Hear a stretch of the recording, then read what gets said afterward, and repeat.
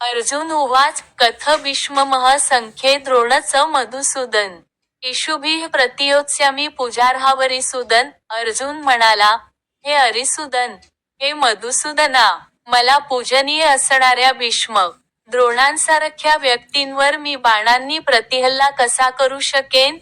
तात्पर्य पितामह भीष्म आणि द्रोणाचार्य यांच्यासारख्या सन्माननीय व्यक्ती या सर्वदा पूजनीय आहेत आणि जरी त्यांनी हल्ला केला तरी त्यांच्यावर प्रतिहल्ला करणे अयोग्य आहे.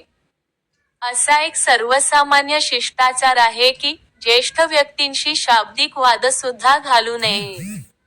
काही वेळा ते जरी कठोरपणे वागले तरी त्यांच्याशी कठोर वागू नये.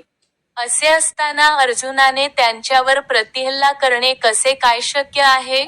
आपले पितामह उग्रसेन आणि आपले गुरु सांदीपनी मुनी यांच्यावर श्रीकृष्ण कधीतरी आक्रमण करू शकतील काय? अर्जुनाने श्रीकृष्णांजवळ केलेले हे काही युक्तिवाद आहेत. दररोज भगवद्गीतेचे श्लोक मराठीत ऐकण्यासाठी सबस्क्राईब करा.